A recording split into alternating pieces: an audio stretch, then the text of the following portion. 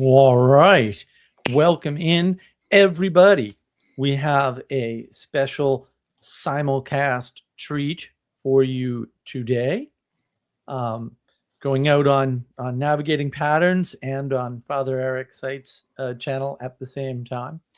And we're going to talk about this wonderful movie that I saw called Nefarious, which is effectively about demon possession. And I thought it was such a good movie that I said, no, we have to talk about this. Like, we have to talk about this. It's too juicy. It's too salient. It's too important, especially to today. And so my sort of thesis for this particular movie is that it makes all of the arguments that these Christian apologists should be making, but aren't. And we can discuss, whether or not that's, that's reasonable or fair or whatever. But the format of this is basically going to be that Castle, who took all these wonderful notes and is our studious and good friend, is going to go through his notes, and Father Eric and I are more or less going to add commentary and help on that side as we're going through the film. And so, with that, Castle, take it away. Absolutely. So these notes were taken during my second watch through. They were done chronologically as I was watching the movie, and any notes that I had that related to earlier on, I put in those sections. So as I present these, this will be totally, especially because this is branded as a movie review, this is going to be a full-on, like, total spoiler review, like actually everything probably. And so, if you haven't seen Nefarious yet, just stop the stream. Go find it. It's available on many streaming platforms, and then you can come and pick up the conversation when you're done, because it's probably the best movie that's ever been made for $1 million. Yeah, 100%. I mean, it's amazing just how this movie maintains your attention despite most of it just being two guys sitting in a room talking for like an hour. So yeah, extremely well done. Could definitely be done on stage if people were so inclined. And I think these people were stage actors as well, in their careers. So it makes sense. So, but yeah, for sure. Also still really good for me the second watch through and everything. So we're just going to kind of go through here. And just kind of pick up. So at the very beginning, we have this psychologist that is in his office in the evening. And we see there's kind of like the subtle movement of his, I think it's his degree that he has framed on the wall that keeps on kind of becoming just very, very slightly off center. And it's really kind of catching his attention every time he kind of comes around. He adjusts it multiple times. And then we see him enter into an elevator, and then soon after we see him fall down in front of on the other side of the window of his office, and then we see the degree, which was again misadjusted, then kind of go back into order again. And so this kind of reminded me fairly recently. There's a professional exorcist, the Father Dan Rehill mentioned. They have like this little acronym where they call it LBDB, or sorry. LDBD, which is Little Demon Big Drama. And so it's this thing of like just the kind of constant little nagging, almost like mood slime situation where you don't really kind of address something, or you don't recognize something as an issue. And then next thing you know, the person winds up taking drastic measures thinking, oh, this is what life is like. Or, you end up in that sort of horizontal flat world sort of mindset of, oh, this is just what life is like. This is completely unbearable, and not this is desolation, or this is an outright attack or something like that. Mm-hmm. With the evil one always attempting to convince you that the way you feel right now under my influence is the way that you'll always feel. There's no escape, and therefore whatever comes after that, give in to your temptations, whatever they are. Yeah. And, so I don't know exactly how much, I'll just give a kind of a recent example. There was an example of a guy, somebody that I know, knew, who unfortunately, he had kind of gone down this path of kind of choosing worse options and stuff like that, wound up divorcing his wife and all these things. And this wound up culminating over the course of like a year and a half in suicide, like fairly recently. So, for anybody out there, keep them, just as an intention. But this is one of those things that people don't realize, that you have this guy like the psychologist in the movie who's very well established, well esteemed, and everything. It's very obviously working in a really nice office and a well placed area. And yet, he winds up being completely overcome by these things, despite all of his learning and even structure of his day to day life. And then it cuts after that to we're now seeing the new psychologist, who is going to be our sort of main non-possessed character that is going to be in the movie. And what's interesting about the way that we enter into the scene is that a lot of times with movies you'll hear like a radio chatter or something like that to give you some background of what's going on. But if you look, he's actually listening to the radio that we're listening to as he's driving in. And so he comes in listening to the radio where all of the people talking are saying, "Oh, why is this guy still drawing breath? Why is this guy still alive?" Referencing the death row inmate that he's going to psychologically evaluate as to whether or not he's insane and can't stand execution, or if he's competent enough to be condemned. Right, and I think it's worth sort of highlighting, since I didn't know if you were going to sort of jump forward or not, but yeah. It's worth highlighting. There's been a number of psychologists, we find out later, right? And that's actually significant. And I think, I don't know how you guys feel about this, but I think, so I watched it once, but the minute I watched it, that psychologist who commits suicide is in the movie for like 10 seconds. Like, it's very short time that he's on screen, because most of it is set and setting. Just to establish the authority and the order.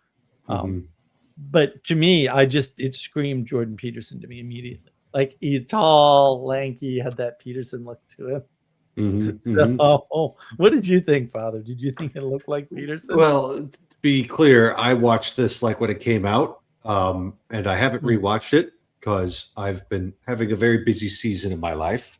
And I didn't have the bandwidth to rewatch this. But I think, regardless if that was done on purpose or not, a mature Catholic assessment of Dr. Peterson, which, after having been around people talking about him and engaged with a fair amount of his material, is that he doesn't give you the complete package. He gives you some useful tools, and we can all be very thankful for the good that he's accomplished, and we don't have to disparage that. But he's definitely not the complete package, and that's like kind of one of the fundamental limits of psychology, and it's insofar as it really is a science, it's limited to the scientific method, and the scientific method just describes at best how something might work. It doesn't give you any tools to deal with like real evil. It doesn't, because ultimately real evil is kind of pulling everything towards destruction. It doesn't want to build anything up. It's ultimately a self-destructive. And when you just have a heap of things, science really can't tell you anything much about it. It wants, like, the interesting and useful science is all about things that are working properly, and what can we do with the things that are working properly. A heap of destroyed matter is scientifically uninteresting and just chaotic. So science doesn't have the tools to deal with real evil that comes at a layer higher than science exists at. When I think that's a good point. I mean, one of the things we'll say that Peterson certainly provides, in my opinion, is order as such, right? It's an ordered way of understanding material, and the reason why it can't deal with possession, demons, whatever you want to call it, right? Technically, even though they hate this term, it's technically correct. the supernatural, right? The things that are beyond or above natural. It's because it only deals with ordered things, and evil is the disorderment of things. It's not entropy. That's a little bit different, right? But it is the disorderment of things. And that's why science has such a hard time going down that road, because, the scientists know full well, at least unconsciously, that they don't have any tools for this. They've got tools for all kinds of things, but none of these things. Their tools are completely ineffective, and in fact, they're counterproductive. And that was one of the things that I, sort of liked about this this particular film was that it really demonstrates that. This is what I meant when I said earlier, like, yeah, the Christian apologists should just watch this movie and just rip off the lines and be done with it, because it's far more effective than anything they've been doing. Yeah, it really is interesting just how well this movie conveys so many concepts, even kind of implicitly, but there's a lot of explicit stuff going on here. And so that was one of the things, just the last of the kind of initial implicit bit, is that there are protesters protesting the death penalty of this man outside. The psychologist barely gives them any attention, whereas he's been listening to the radio, which is skewed in a particular direction this entire time. And then one of the first things he says, as he goes and meets with the warden, is that everyone deserves an impartial review. But he's already gone in with a particular framing. And we start to see later on that his general kind of disposition on life is one that kind of has a lesser value for the continuation of life if it becomes inconvenient, these sorts of things. So we can tell that he's definitely not an impartial man. Right. And so, yeah, I'll leave some of those elements afterwards. But then we get introduced to the next kind of recurring character. So we've got the warden, who, throughout the movie, we don't see a huge amount of kind of precise discernment. But because of his experience and the structure that he operates in and everything, he's able to kind of discern well enough to get the job done.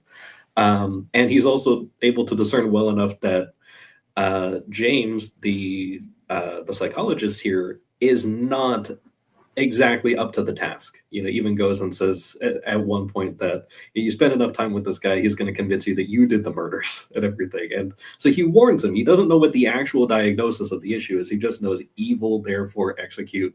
And that, within the context of his job is correct. Although, you also have the kind of moral dilemma that's going on here. But as far as executing his purposes, he's doing everything he should. And he even goes off to say, but the problem with you shrinks is that you're too smart for your own good. So a lot of this kind of not relying on the structure, all this, as you said, the kind of relativism of, once you're not in the structure of the scientific method, you wind up getting kind of this exploded out, like extreme peripheral of, we can't measure that, and therefore there's not, this is also not something of substance per se. And then so as soon as we get introduced to Edward, or more so Nefarious possessing Edward, he goes and cuts off James and just starts rattling off everything he knows about his professional career and his schooling and everything. And so there's a bit of this kind of knocking him off balance, already just kind of, expressing his sort of dominance in the situation, while also explicitly pointing out that he manipulated the previous psychologist and was himself responsible remotely for the suicide. And that the entire point was to get this meeting to happen. So just kind of pointing out that, okay, yeah, all of this is planned. You're here because I invited you, that kind of like, oh, I'm sure you're wondering why I called you here type of thing. It's like an upside down parody of divine providence right there. What Nefarious pulls off, for his own evil purposes there. Yeah. And I want to sort of highlight real quick. So we've got the three main characters that at this point, or is it four? So, that's what we're here to discuss. And you've got sort of the good on one side and the bad on the other, or the evil on the other, however you want to frame that. But the nice thing is that you have that third point of contrast, which is the warden.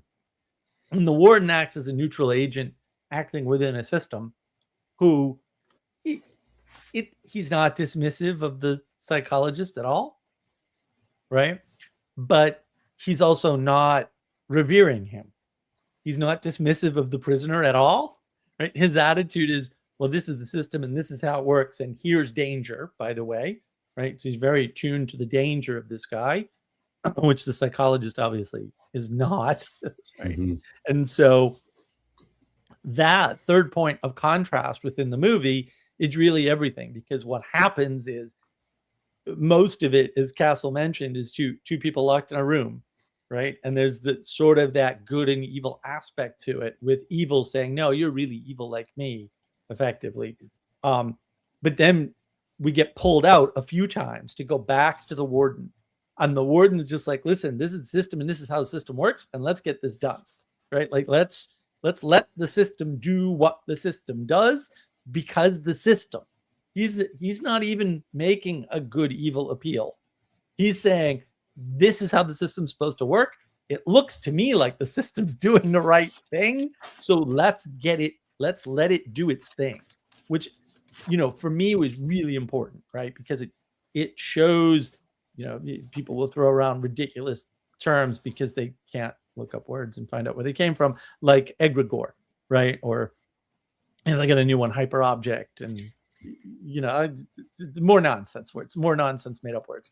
But in this case, you see the utility of having a distributed cognition through time, the prison system, right? Which is tied to the judicial system, but isn't the same system, right? It's just kind of a sub part of it or something. How those things interact in light of good and evil to highlight the difference, right? The differences there. And so I just wanted to add that flavor in there, because that's one of the things that makes this movie work so well, aside from the fact that it's fantastically well acted. It's not like it has award-winning CGI, because $1 million movie here. $1 million movie. Mostly just two guys in a dank room. But yeah, for the most part. So anyway, Castle, please take us further. Yeah. So at this point, you have the kind of introductions here. There's kind of a comical point where James is trying to present himself as doctor. And this kind of gets into what I think was a really major theme in the movie, is this thing of identity and relationship. It comes up a lot throughout the movie. And so he talks about wanting to be called, what was his last name? Murphy? Martin. Yeah, that he wanted to be called Dr. Martin, and that Nefarious just completely outright refuses, except on the condition of being called Lord High Prince, which he's not going to do. And then from that point on, it's just nonstop diminutives. Like, he talks him down really quick to Jimmy, and he doesn't do anything about it. But when he's trying to assert his position as Dr. Martin, he says that it preserves the nature of the relationship. And he conceded that ground immediately, but he at least kind of tried to present that. So I think I'm not going to go too much further into that relationship bit just yet, because it keeps on coming up. So I don't want to beat it down now. But then he goes and he talks about his name. So he goes and he talks about Nefarious, but really it's Nefariamus, and he's talking about that it's one who possesses the fullness of the trait. And then Jimmy at this point goes and says that it's not a name, and Nefarious asserts that once somebody uses it, it becomes a name, referencing Simon Petros. No one was called Rock before that point, and so there's this important bit of the participation also with the identity that kind of solidifies it. And so, it's almost like the in that movie Inglourious Bastards, where in the beginning where he says, I love my unofficial title precisely because I've earned it, type of thing. And so you have a similar sort of scenario here with the demon, where it's like, yes, this is my name, and also I earned it, And he also makes kind of further reference to this near the end of the movie, not explicitly, but just kind of through his deeds. And then you start to see a little bit more of the kind of game, which Jimmy at this point does not, but you start to see a little bit of the game that he's playing where the entire meeting has been arranged. Like, this was all a long time coming. And he knew exactly how things were going to go. And so he pulls him into this little temptation of, laughing to himself and then saying, "Oh, I have a secret," right? And he kind of baits him into wanting to know, like, what is the secret knowledge that you have? He reveals, okay, you're going to be responsible. You will have been responsible for 3 murders by the end of today, which he, of course, immediately rejects. And then he goes into this kind of, brief, arrogant, demonic monologue of, "It'll happen because I say so," type of thing, and that, demons don't have beliefs, they know all of these things. And I think that was another really important theme to this movie, is that you take the demon who knows that God is real, knows the difference between good and evil, he knows what natural and divine law is, he boasts that he knows more theology than any human being that ever lived, he knows all the history because he was there, right? Like, there's all of these different things. And yet it makes no difference to the fact that, being condemned to hell, he's still level 0, basically, and yet he possesses all those traits.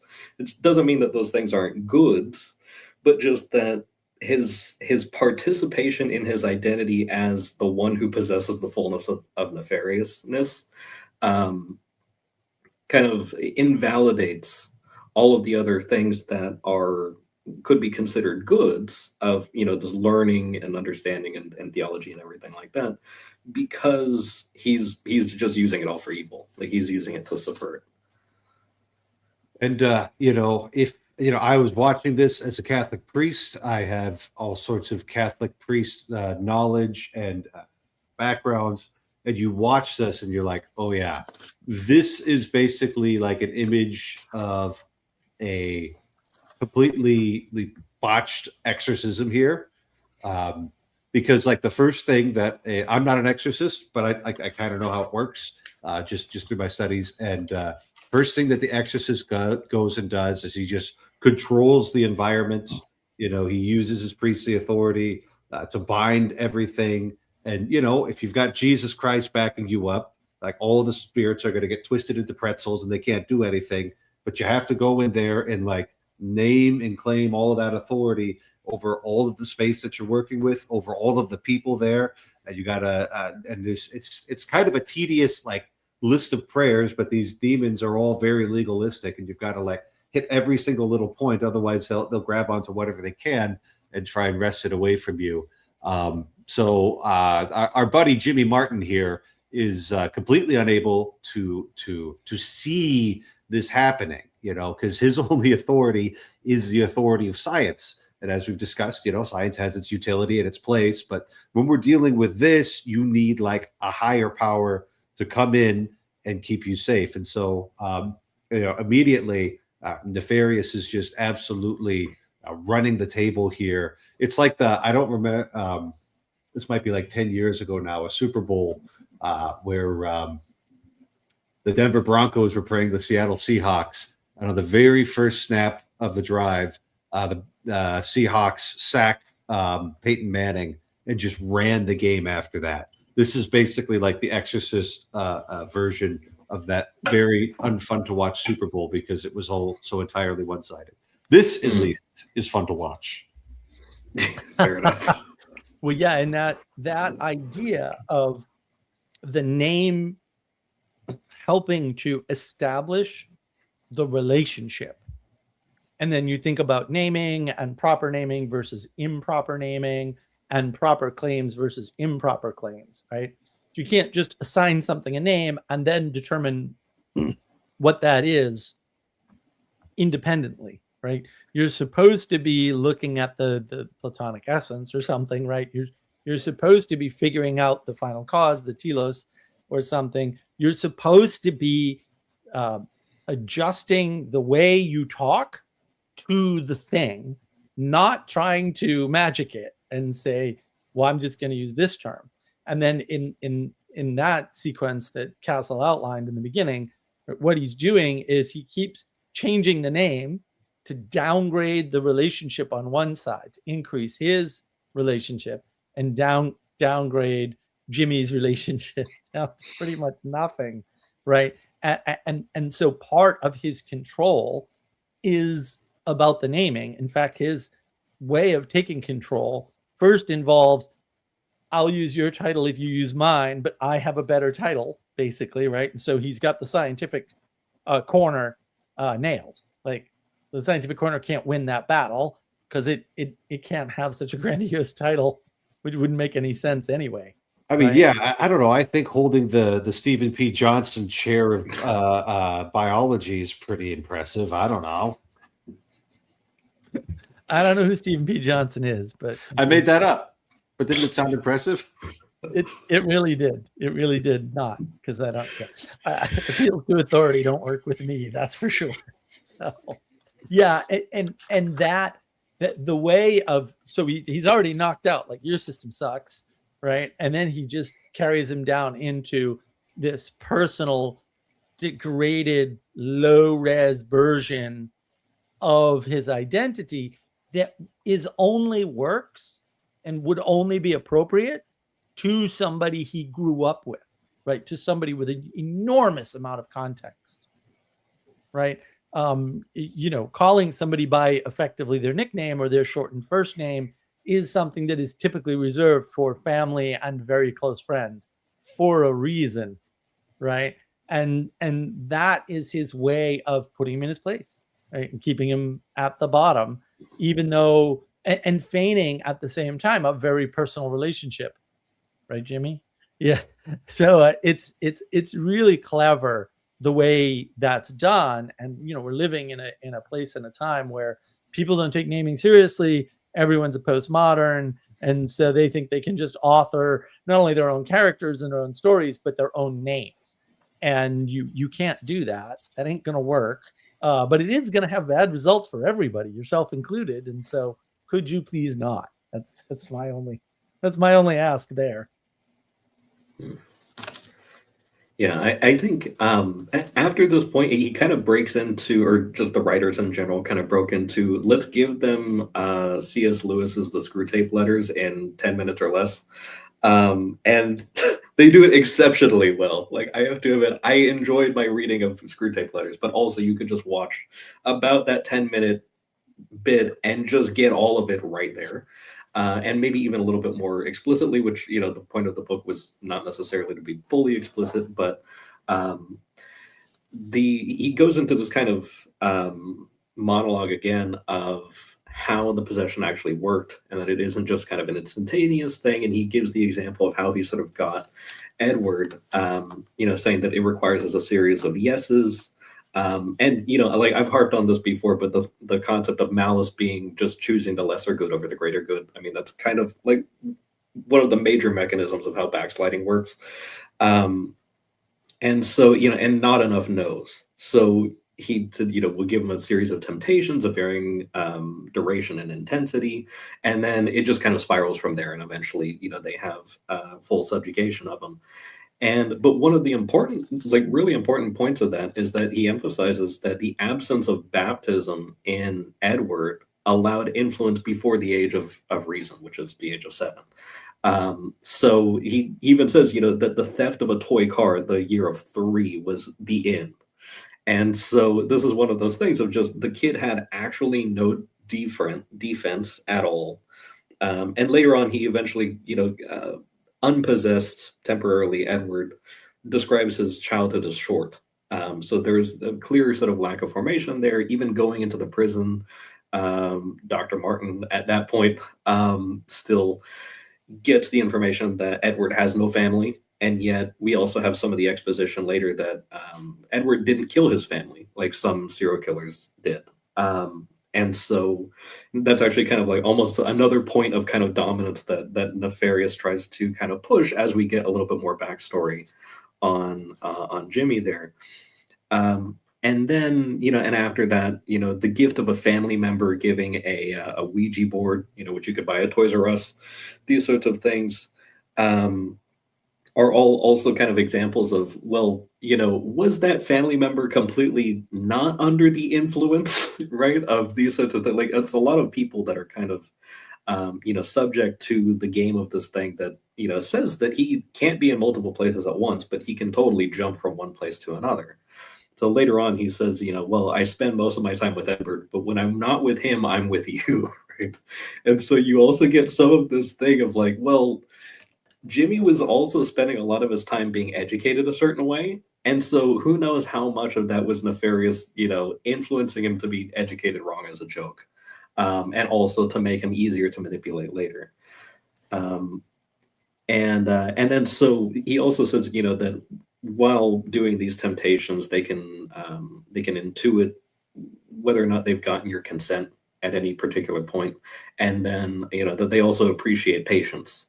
So there's a lot of this kind of like, okay, we're gonna just kind of like hammer you for a really long time. There's more of that kind of LBDB situation, and then you have and then as soon as that ends, it's like, oh, I'm out of it, and they're like, okay, nice, we got another box ticked off and everything, will come back later and everything once he thinks that everything is fine, which I think is relevant to also much later in the movie, but I don't want to keep on harping unless you guys have anything. Yeah, certainly. Like you read the New Testament, you get the sense that people were just possessed more back then. And, you look around nowadays and, a great number of people are still just kind of habitually baptized, even if the parents aren't terribly devout or good at inculcating the children of the faith. But, the mark of that baptism is still a useful thing because, to put it in navigating patterns kinds of language, once you're baptized, you're participating in the life of Christ and in the church, even though you don't have use of your reason or very often much use of your arms yet. And that's still a useful thing there. So making that point about the lack of baptism, making things much more difficult. And it always, you always end up through these things. It's always a matter of you consenting to these things. Before we get too deep into this, it's just useful to remember that a good priest could have saved Edward. Yeah. Right. And there's a little bit of Hollywood here and like having Edward and Nefarious kind of locked in together. But we could talk about the scene where the priest does show up when we get there. Maybe we'll talk about that a little bit more. We will. Yeah, no, that'll be part of it. I just want to pause real quick and read some of these comments. So Sandy's asking if any of us have read Malachi Martin, People of the Lie, which apparently is about baptism in the Age of Reason, which I would just quickly connect to. I have of course not read the book. I have a really good idea what's going on there, though. Right, I would quickly connect that to the Age of Gnosis, where propositions are the highest value. I wonder where that comes from, right? And so being able to reason is a propositional sort of engagement, and I'm not a fan. Castles, have you read that? So there's a little bit of theological and pastoral context about the Age of Reason that might be useful. So first off, it's like a technical term. It's when you start to have the capacity to choose between good and evil, right? Like. It's not merely about chaining propositions together, because 3-year-olds can actually chain propositions together. There's like at what point, and so around the wisdom of the church is that by age 7, just about everybody who's going to hit the Age of Reason will have hit it. So you could hit it earlier, And I have a professor in seminary who insisted that all of his children had use of their reason by age 4 because they were all so brilliant, and. He's probably correct, actually. None of us argued with him. So that's a useful thing there. So there's a certain sense of agency when you get to the Age of Reason, and that's when you start learning how to go to confession, because your sins are now kind of starting to count a little bit more, and you need to do that. Malachi Martin. I've heard a few things about him, but I've never actually read any of his books. They're kind of like fiction, but are they really fiction? Is that actually what's going on over at the Vatican? So Can't tell. yeah. So anyway, that's just a useful little bit about the Age of Reason. It's got a little bit more than just logic.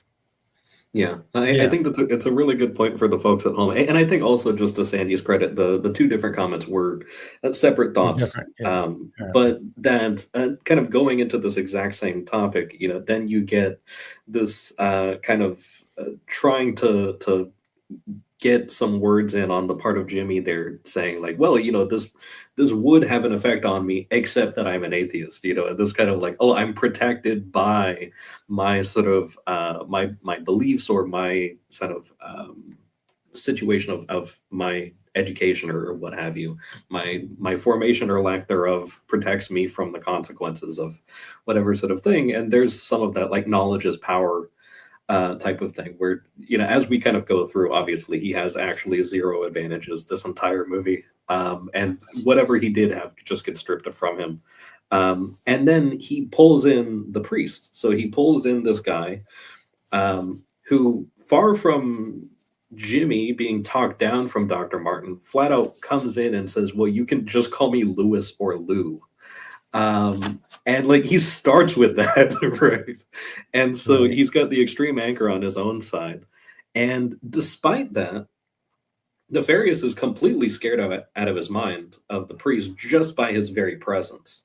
And I like this, just kind of, and I'll also pause after this comment, because I'm sure that there will be just a little bit of discussion here, but it's a little bit of this kind of exemplification, even though it's a fictional movie, of the invalidity of Donatism, which was this thing of like, a priest has to be, strictly speaking, very holy and, sort of orthodox minded in order to be able to properly administer sacraments or perform his duties.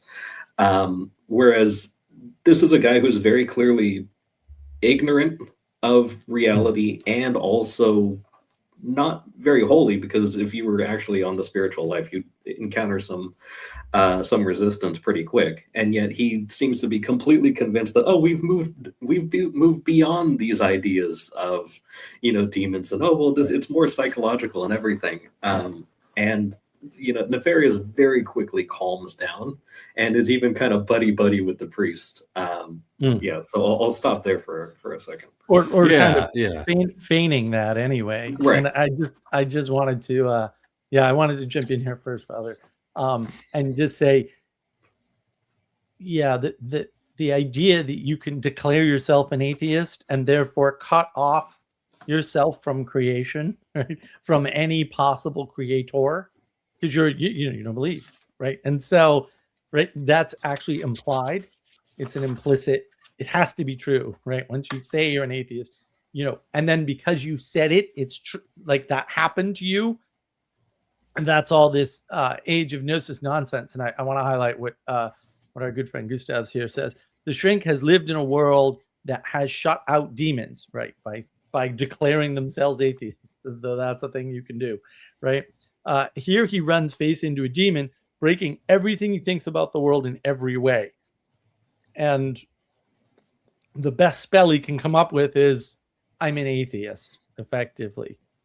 And then I would argue the priest, the so-called pastor or whatever, doesn't help the situation.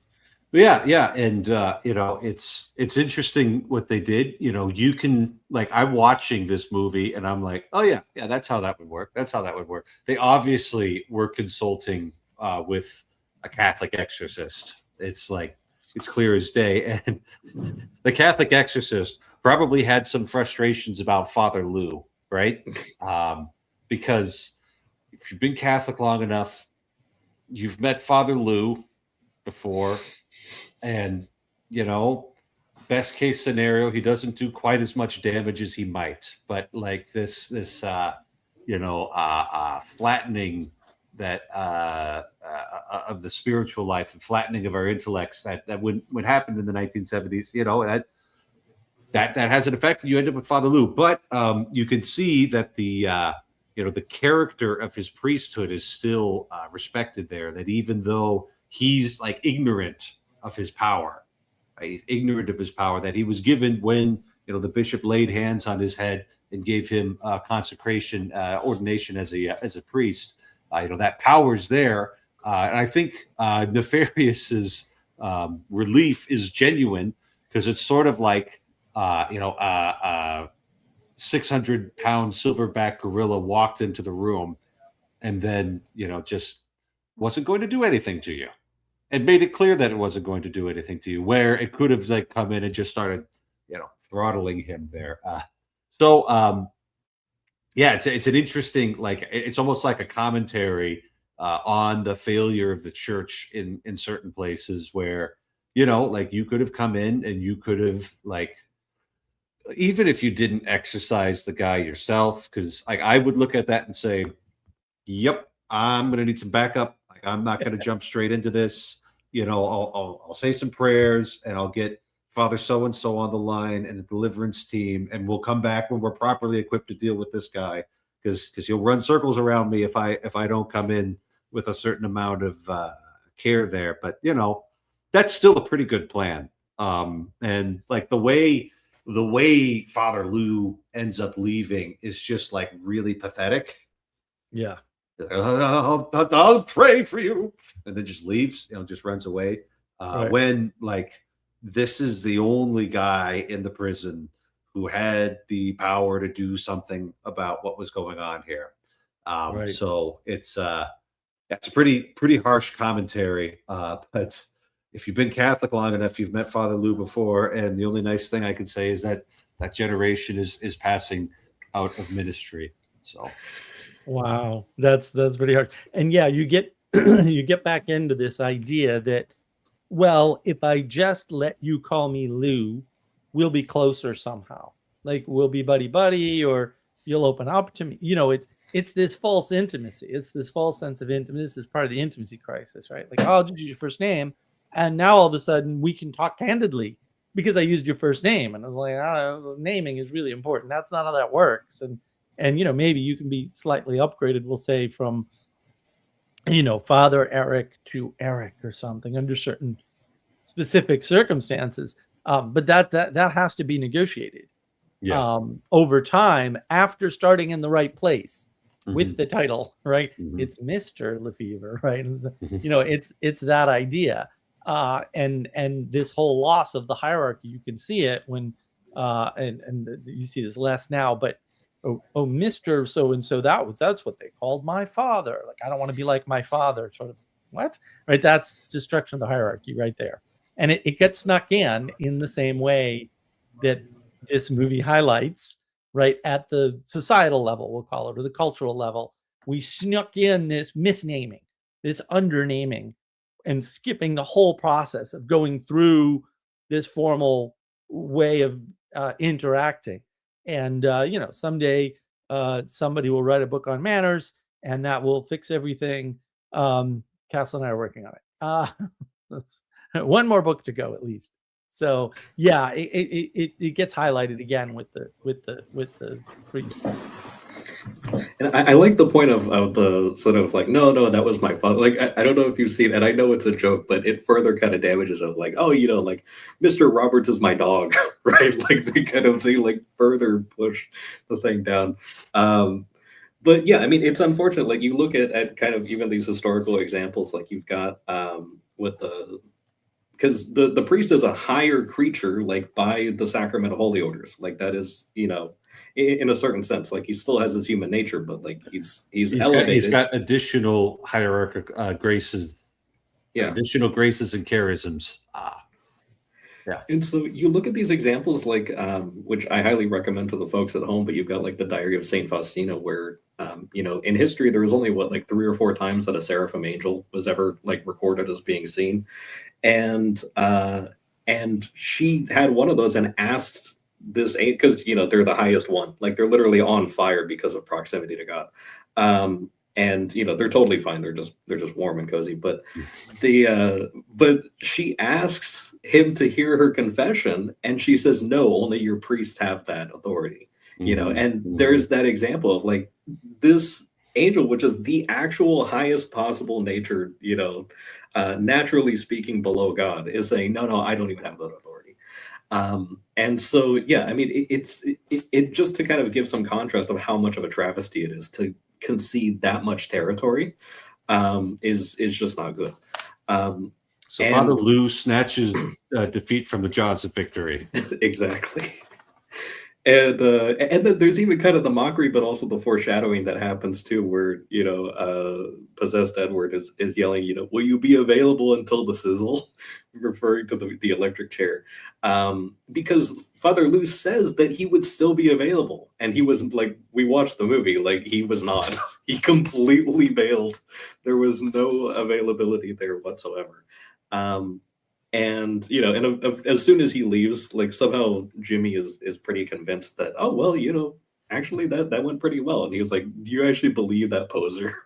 Is like pretty much the first thing that Nefarious says.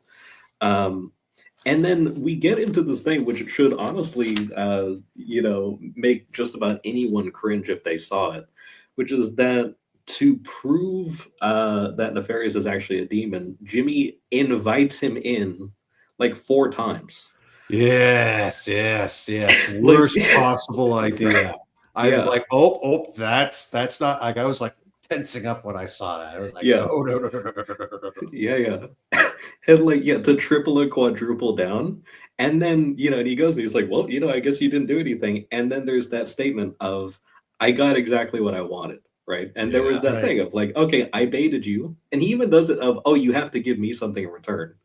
And I don't remember if that is the point where Nefarious says, like, James, I think I love you. You have a lot of these very kind of like filial statements that are being made between abuse, right? So you've got like the abuse, and then you've got, oh, now here's a term of endearment, or here's the nicknames or whatever. It's just because he knows he's going to eat them. Yeah. It's like talking to a slice of pizza. Oh, you're looking so good right now. Yeah, and that whole naming thing comes up. I just want to quickly read Gustav's. I had a priest that wanted to be called by his first name. I think he didn't want to feel the distance from his flock. Intimacy crisis, right? He was still fairly serious though, and I think that and that's going to get demonstrated, or did get demonstrated in this movie. It'll be demonstrated, as we talk more about the movie. Time frame matters, right? And you don't want to compress that. Like, that's the dangerous thing. Sometimes you have to, or whatever, but that's a dangerous thing to do. And no, Gustav, the sizzle was not hell. The sizzle was right up until the moment that they, fry him, basically. And I think that, although it does have that double meaning at that level, I think that's important to keep in mind, because one of the themes that this movie can highlight, if you're careful enough and you can watch it well enough, which maybe many people can't, which is partly why we're doing this, is that time frame. Things unfold slowly over time. And those unfolding moments where you do things like say, go ahead, demon, come on in, those are significant, but they're not explosions. But that doesn't mean the explosion wasn't inevitable with the click, right? So you do the click and you're like, see, nothing blew up. And it's like, yeah, but what's the timer on that? Like, how long does the fuse take? Because you lit the fuse, you moron. Like, what? And the movie actually, on several levels, demonstrates this to the audience rather clearly. And not just explicitly by going through as the Castle went over earlier, the childhood. It started because he wasn't baptized, and then it moved forward because of the Ouija board, and then it, on and on and on, right? It also demonstrates it with this particular scene, which is, this is the lighting of a fuse, and then he goes, oh well, nothing happened, so haha, right? He's sort of a little bit smug about the fact that nothing happened, and of course the demon's putting on a show, like, oh, you're right, it doesn't work. So like, what? And it's so, honestly, so well acted. The whole thing is so well done. These actors deserve every award ever, and no one else deserves any award ever. It was so good. It was just so good. Anyway, um, yeah, So go yeah, ahead, Castle. after that ridiculous stunt that he pulls, then we get a little bit of we get Jimmy's reward that he asked for in exchange for Hmm. just control over his body, basically. So it's just like what cost benefit analysis was not performed there. But he goes and he wants to be able to speak to unpossessed Edward, which again, coming from the psychological perspective, it's just like, well, like you don't even think that possession is even a real thing. Um, and it was super That's easy also. Castle, just to interject, that's actually their strategy with what they're now calling borderline personality disorder, which is dumb. The DSM-3 had it right. It's multiple personality disorder. And that is the strategy, is to ask to speak to the other personality. And that was his in to do it. So if you understand a little bit about the psychology, of course that's what he'd do. Like that is actually what they would do, because if they don't believe, it makes total sense to do that. Yeah. And then at this point, he gets a little bit of a conversation with unpossessed Edward, or more so short leash Edward, and he makes the statement through a lot of stammering that sometimes smart people have a hard time believing stuff that everyone else knows. And you have a bit of this kind of like eventually the amount of time to talk is cut off after getting a little bit of background of what he is like, and how he says that he didn't actually consent to these murders, and that he did things he was guilty of that he wasn't proud of, but he was not himself guilty of the murders, and that a lot of times in this possessed relationship, while possessed, he'll perform actions, and then Nefarious will abandon him to experience the consequences in Technicolor while he's off, hanging out with Jimmy, basically.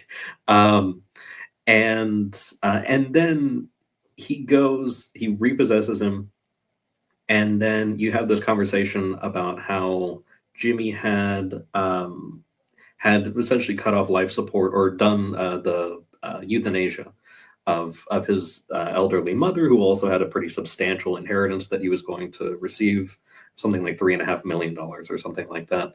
And he says just 10 years ago you would have been convicted of murder for having done that.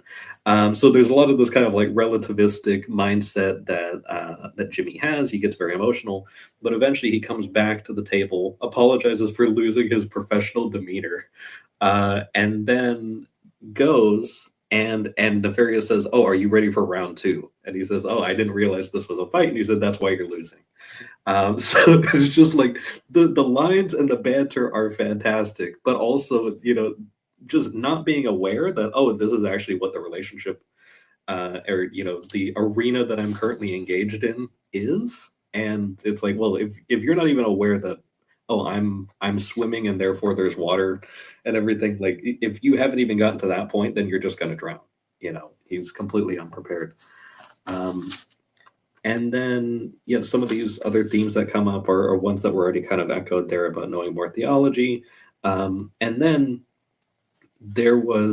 he goes and he gives kind of this more theologically rich background of creation and salvation history, which he also does not only begrudgingly, but even kind of with more kind of humiliation to Jimmy, saying, "Oh, you wouldn't understand it, and I'll use small words, try to keep up."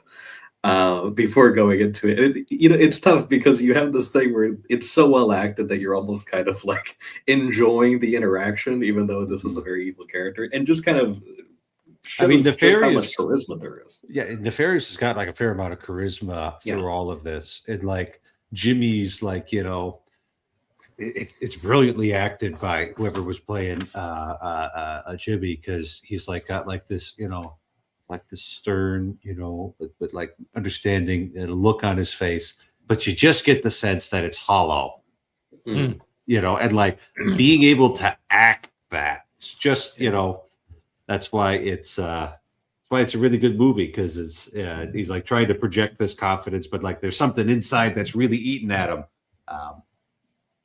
I've met people like that before. It's fascinating that you could get that on camera. So.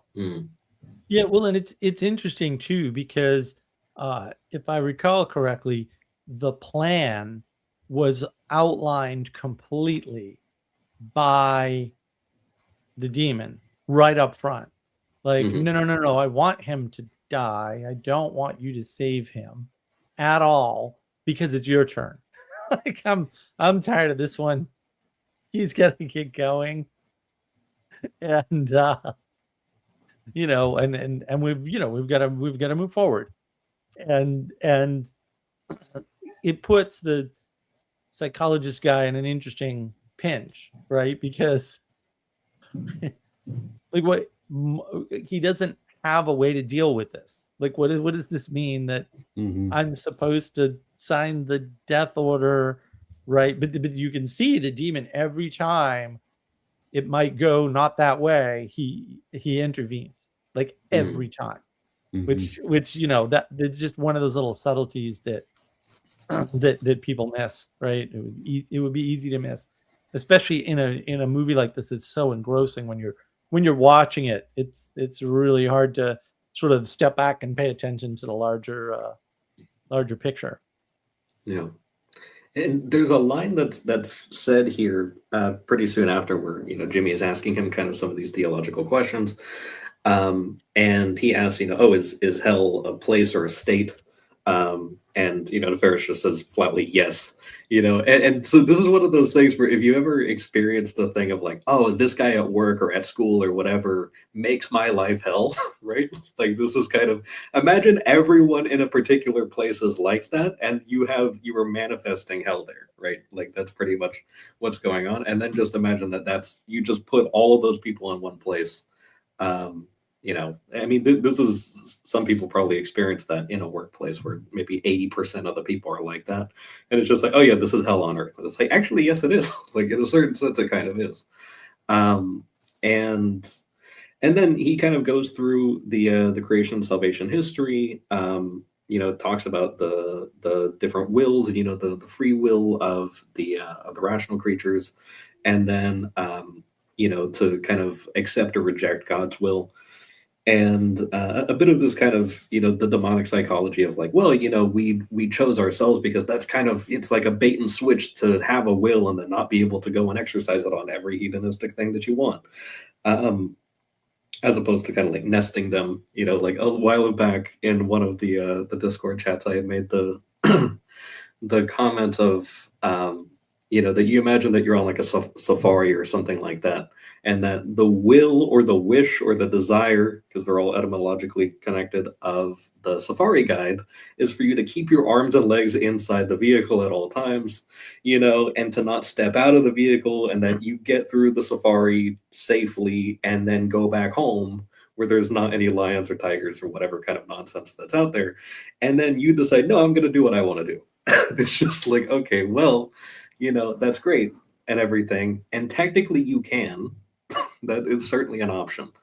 And so you kind of get a little bit of this kind of difference between, okay, what does that look like for, the man, Edward, who kind of gradually gave his will over, again, still nested in something else, right? Like, there's still some other thing that it's embedded in, and that thing eventually starts breaking his fingers in the movie, so like that decision was made.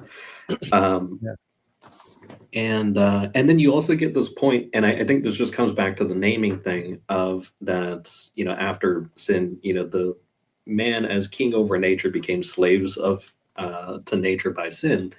And so you have this thing of like the inversion of the hierarchy, and then you also have like, that's kind of the mechanism by which Nefarious is kind of getting the upper hand consistently in the interaction, or at least at the very beginning, just kind of does it really quickly by naming. And then now it's like, okay, basically everything is above you now. And so now, like, you're just subject to all of this.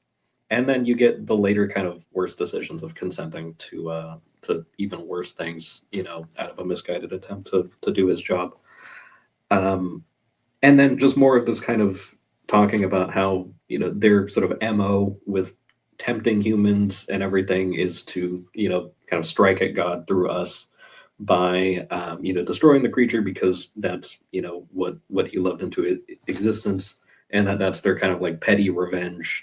and everything. And that, far from thinking that that's a small thing, they see it as kind of like that's kind of the whole point.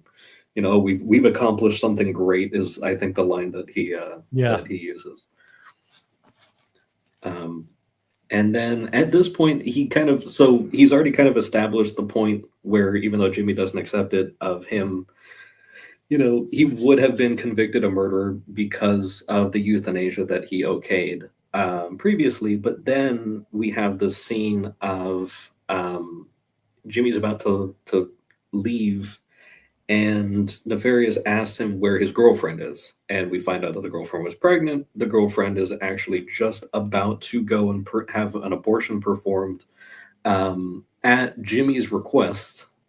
And then we find out that it was also because he not only says that he's not ready for kids, which Nefarious mocks because he's only 35, and then also the fact that he had his eyes on another woman already. And so he was terminating the relationship and the child as a means of kind of freeing himself up for more options. So you have a lot of this kind of, even though it's very obvious before, you get more of the solidification of Jimmy as like fence sitter. And I would just kind of, before stopping here, just contrast that with, you have the warden as the neutral party, but Jimmy is the fence sitter. Right, like the warden knows his place, and yet Jimmy is coming in as kind of like the white hat, and then he's the fence sitter. And it reminds me of this little allegorical joke of, there's like a guy that finds himself up sitting on top of a wall, and on one side there's all these angels that are saying, "Hey, come down, we'll kind of catch you or whatever, you should come over to our side." And then behind him you see is hell. And there's all these, demons, but they're just kind of like lying around lazily, just like scratching their back or whatever and not really caring, yawning.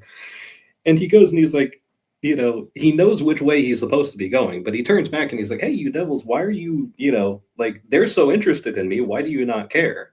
And they say, "Oh, the fence is on our property." and it's like, yeah, that's pretty much exactly where Jimmy is at this particular point, thinking that he's in a center position, but really he's actually conceded way more ground than he thinks. Well, yeah, and it's a good point, right? So what he's really doing is he's severing relationships, right, in order to keep his options open, which is what you have to do. And I just wanted to, and in a way, our names and meanings also a state and place. These are all separate things, right? So you've got a name. A name is a content, right? It's it's the actual content. Then you've got context, and it's the quality of the relationship between the content and the context that determines the meaning. Right? That's how sarcasm works. Right? It's very hard to be sarcastic in text because the medium can't convey the quality of the word, because usually you convey sarcasm purely through tone. Mark, right? that can't be right. Thank you, Father. I appreciate that. And so that the state and the place, because a state happens in a place, but also the state is the overlap between the place. We'll say that you are materially, and the place that you are, we'll say spiritually or ethereally is the term I like to use, just to keep the science dweebs happier, right? That doesn't affect meaning. In other words, a saint can walk through hell and it's fine, right? Because the state and the place don't affect them because of the meaning that they convey due to their relationship with God, roughly speaking. Yeah. See also Don Bosco's Visit to Hell. The really, really interesting read, pretty short. He had like a vision that he experienced, like it was more of a kind of a dream that his guardian angel was taking him through hell. But then as proof that he had been there, his guardian angel thrust his hand against the wall and he had like 3rd-degree burns that were peeling for like 4 weeks or something like that. Yeah, being a saint is usually unpleasant. Yeah. Stuff just keeps on happening because you're a little high up there. You're on the top of the mountain. The air is kind of thin, so sometimes just being given ordinary graces is a nice thing there. Yeah. Boy, like the severing of connections to keep the options open. It's like that's like the whole demonic thing there, and the rebellion of the demons is so that they wouldn't have to be tied to God anymore. And like, okay, you're not tied to God anymore. That means you inevitably end up in hell. Like there really isn't another option there. It's nice to have nice thick ties to God, Mark. I can't recommend it enough. I'll just let you know that. Wow, that's surprising. What a surprising opinion coming from you, Father Eric. So yeah, and it's like that's kind of the image of um, hell that C.S. Lewis uses. It's like an eternally expanding city where people can't get along. They can make up whatever they want, but it's never of particularly good quality. Um, and so everything's just kind of dingy and weak. Everybody's constantly fighting, and ultimately everybody ends up alone here. And you can see like this severing of like the connections that Jimmy's doing. It's like, well, you can just starve mom to death, and it's that kind of stuff happens more than you think. I wonder how many hospice nurses are going to hell. We'll see about that. And yeah, it's and then like severing the connection with the mother, and then severing the connection with the girlfriend, the child, by all of that. Maybe there's like some kind of woman trouble here. He doesn't know how to properly value and appreciate the women in his life. Because if he did, he would have cherished his mother in her last days, and he would have married this woman and then gladly welcomed a child. And like that's the appropriate relationship to mother to wife. And like all of this disordered relationships with women. Just put in there that the writers, I'm sure, didn't actually think this through. They just know what this kind of guy does. It's amazing. Amazing how it's like how math keeps on working no matter how you split it up. But this is even better because it's reality, not just an abstraction. It's almost as if it's like a thing that's kind of like a what's the word I'm looking for? Oh, a pattern. That's let's call it a perennial pattern. And then the more people you meet, the more they fall into the buckets, right? And those buckets are the perennial patterns. And they take a while. Some of them take a while to see because they can take a very long time to unfold. And that's why some people will get very upset. Like, you met him and talked to him for 5 minutes, and you think you know about him, and well, some people do because they may have run into that pattern before, and they may know exactly how far along the pattern that person is and where they're going to end up, and sometimes even when, right? And the when isn't always a time frame. Sometimes it's the first time your spouse is in a serious accident or needs serious medical attention, you're going to get a divorce, sort of a thing.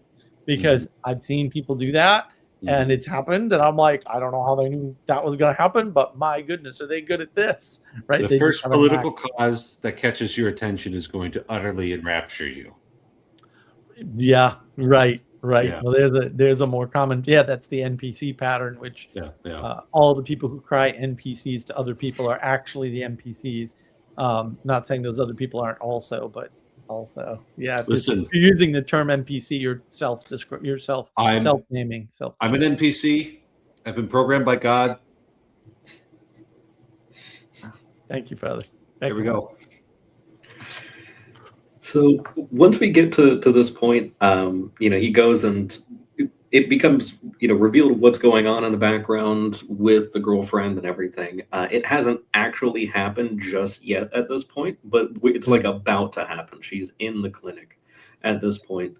And so there's this kind of like back and forth about Jimmy not being prepared to have kids and everything. And then Nefarious goes on this like almost kind of pro-life pep talk, but it's, for evil means, of course, and goes and says, that your life could be about sacrificial love and you could marry this woman and have kids and everything. And like he's doing like the good guy thing. And then Jimmy says, I'm just not ready for all that. And then he says, he goes and just blurts out, "That's my boy." It was just so amazingly well acted. But then he goes and he sort of mocks him with the motto of this satanic temple, which is "Do what thou wilt, that is the whole of the law." And then it's just more of this kind of thing, and even says, that despite all of the kind of creation and redemption and sanctification, everything that mankind is still kind of choosing himself as his own god. And then you have this exemplification of that by choosing yourself, you actually necessarily embed yourself in just basically whatever else has, more ability to strong arm you. And then he goes and he points out this thing to the point of like the hospice nurses, talks about how the priests for these sacrifices now wear surgical scrubs, and then it's at this point that Jimmy Fent sits for way too long, and then by the time he actually is able to go out and make a call, the operation has actually just been concluded. And there's even like kind of a very dramatic point where Nefarious kind of describes the situation as it's happening, Right. and then Jimmy just gets the confirmation of what happened, that oh, now his girlfriend is in recovery, whereas Nefarious is talking about how all hell rejoices, and that kind of describing the pain that God feels at having kind of witnessed that because human beings willed it. And that he wouldn't kind of override our wills. But so there's a lot of this kind of recurring theme of the embeddedness of the wills, and then kind of, the consequences of, individualism, so to say, just bringing about all of the sort of emergent issues that come up. Yeah, I just want to highlight, so Gustav's the girlfriend part was tough to watch. Yeah, it really was. And this is one of those parts, and there's a few of them in the movie, where the demon is doing something that a science bro would think is impossible, but all the evidence points that maybe he did know what was going on and feel it, and maybe hell did rejoice, right? Because the timing works, right? Unexpectedly, like Jimmy's not expecting the timing to work out. Obviously, he thinks it's all bunk, but the timing actually works, and you can see that, that creeping doubt, right? And he's doing that contrasting, as Castle pointed out earlier, where he's saying like, no, of course, sacrificial love, blah, blah, blah. And you could just call it all off. And, there's still time, and you could get married and all this good stuff, right? But then he's, immediately switching back in, and then sucking him in. So you have this high contrast just from the demon all by himself. He doesn't, he knows what he's doing. He's been at this for a while, and it works. Like ultimately, it works because it not only puts doubt, in the mind of the viewer, but it clearly puts doubt in the framework of the science, which is the whole goal of this, which is why I think this is better apologetics than you're ever going to find from any of these so-called apologists, because the movie, for however this happened, really understands what's at issue. It's not an argument over timing and material and logic and reason and rationality. That is not where the fight is. If that's where you are, you're playing the role of the demon for real. Don't do that. There's better ways to approach this, which, is highlighted, I would say, and mostly highlighted by its absence. But it gets highlighted in other ways in the film would be my argument. And it also, it's a Jimmy listening to this is just like a great image of spiritual blindness. Yep. Like he could have gotten to the end of Nefarious's speech of, this is what your life could be, and been like, you're right. And at that moment, maybe he could have changed his child's life, like it'd be tight, who knows? But, he's just like blind to the goodness right there. And, this idea that Nefarious has been working on Jimmy for a while. It's like, yeah, like Nefarious knew that speech, which if, delivered, let's say, by a trustworthy person, should have really lit a young man's heart on fire, or even an older man's heart on fire for a courageous life of self-sacrifice. But he had already worked on it enough to know where that would fall on blind eyes and deaf ears. So yeah, just a brilliant way that they've got this all set up in the movie. Absolutely. Yeah, I also wanted to say we are currently 7 pages in, 4 pages left, so we're moving along. Pretty well. And then just the again, really we can Sean Patrick Flannery, the name of the actor who's playing Edward in Nefarious, really captures just kind of the demonic mocking, parodying joy of hell in destruction. And that's all that demons are left with at the end, is they can only rejoice in destruction because they've cut themselves off from creation. They're not capable of participating in creation anymore. All they can do is go about destroying things. So it's a well-made point. And it's like that thing with, even in terms of joy or pleasure that they get, it's kind of like, things like envy or whatever sort of thing, where it's just ultimately it's still like a self-destructive sort of pleasure, where it's well, it is actually so fleeting to the point of instantaneously being gone, or maybe even gone while in pursuit of it, right? It never actually happens. And so it's just this kind of endless cycle of just hateful addiction. And then to that point, so we get to the point in the movie, which Mark and I talked about this just a little bit, is possibly the most evil thing that Nefarious does in the entire movie, even more than getting the one guy to kill himself and putting Edward in the electric chair, and that is canceling Edward's meal order. It was just so extremely cruel. I mean, obviously the other things are worse, but the way that it's done is, Edward is there allowed to be kind of unpossessed to give his meal order, and he just asks for a cheeseburger and a chocolate shake, and he stammers it out, and he's on the verge of crying, knowing that he's a few hours from death, and he says, "This is really important to me." And as soon as the guy taking his order goes away, Nefarious takes over and says, "Actually, cancel that. I'm not hungry." And it's the most evil thing, that even more than breaking his fingers, right? Just all of the stuff was just, I'm gonna kill this guy and give him nothing. It doesn't serve Nefarious's plan anymore. All this other stuff that he's doing, that serves his plan, and it's okay, well, that's kind of nasty, but he's got this goal for it. Canceling the meal order is just mean. It doesn't. Yeah. All it serves to do is to just further torment Edward. Well, and Edward too. I don't know how he acted this so well. You could tell that was the thing that meant the most to him in the world, was that order, and all he wanted was some care in that order being delivered to him. Because he seemingly has no hope. He understands, no, this is it. Nothing, that we're done, right? And so it's really, that was my least favorite part of the movie. That was the part of the movie where I was really?